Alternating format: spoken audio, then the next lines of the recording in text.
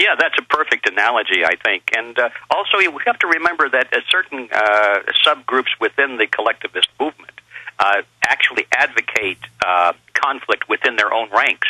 Adolf Hitler was one of those who was quite adamant on that. He said it's good that we fight within our ranks because only the strongest of us will survive, and we need only strong people in our movement. So there's a lot of that going on, too. And I think that kind of actually pigeonholes them and trips them up a lot. Well, let's hope it does. The point is, I think, to all of this is that we certainly cannot sit back and just wait for it to crumble because they've got plans for us that we're not going to like. We have to fight this with everything we have. Well, let's talk about what the plans are versus our plans, and also how you see the economic collapse, engineered or not, what's happening with the global carbon tax, what life will be like under that. I mean, this is the actual Soviet Union is what I'd call it we're going into, but we'll get G. Edward Griffin's take on that in just a moment. Stay with us. Watch me! Watch me! Ha-ha! Watch me! G. Edward Griffin's our guest, icon in the fight for liberty. So excited about him in my new Obama film. I'll soon announce the name. And he's going to be in Burma's Visible Empire film. So we're going out to California to interview. Well, my team is. I'm going out to California separately right before they go for another interview. I'll just leave that unnamed. But going back to G. Edward Griffin in this short segment, I mean, there's so many questions. Your take on the banking implosion, Federal Reserve to get power over all industry, the green taxes, the carbon taxes, home inspections, federal zoning where it says they can just take your house, no judge, no jury. That's in there.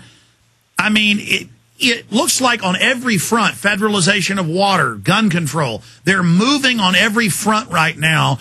Is this a bum rush where we're getting hit with so much? I mean, why are they moving so quick right now? Well, I guess it's because they want to tie it up as quickly as possible, Alex. They don't want to allow the people too much time to think about it and to develop opposition. They want to get it all done. Right now, I think it's come to the end of almost to the end of the honeymoon in the Obama administration. And in the first few months, they could do just about anything they wanted to.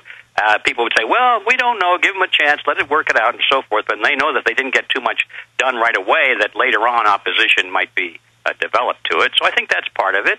And the other thing is it's got a lot more to do with this one administration versus another administration. And these people who are dreaming up this legislation and writing these laws, they're not thinking as Republicans or Democrats. They're thinking as globalist collectivists trying to create the new world order. That's their mission. They want to get that thing built. They want to get on with it, That's their dream. And meanwhile, all the folks back here at home are still thinking in terms of these people, well, why would a good Republican do that? Or why would a good Democrat do that? And they don't get it, that this has got nothing at all to do with partisan politics. So I think they're in a hurry so that too many of the American people don't wake up and we get it all done. Continue along that line, G. Edward Griffin. Well, I don't know what more I could say about that, except that we're living in a time where events are moving very rapidly. I guess people have always said that throughout history, but also I think that it's true that because of technology, things do move more rapidly as the years go by, and I think the time that they figure to wrap up the New World Order is definitely within this generation.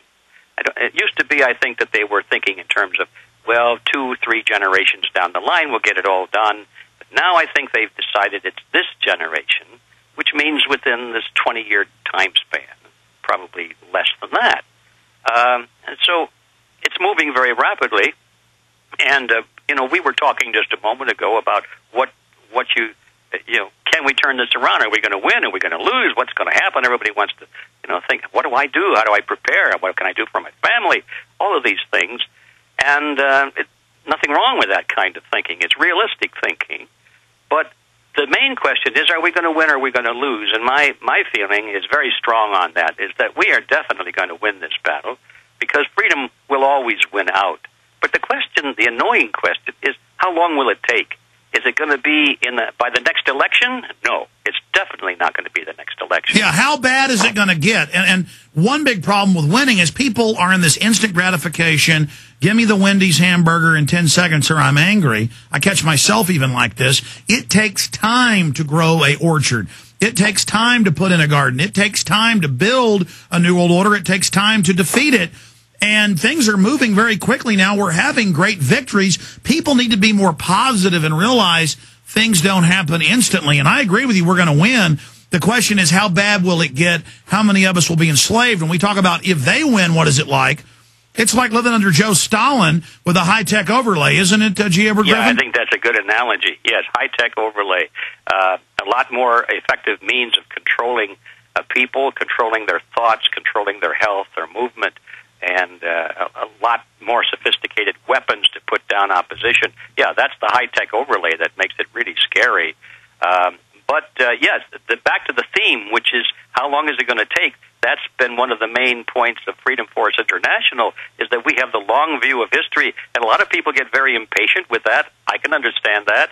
I used to be impatient with that point of view when I was a young guy. I remember we were talking a moment ago, when did I start down this path? Well, back in 1960.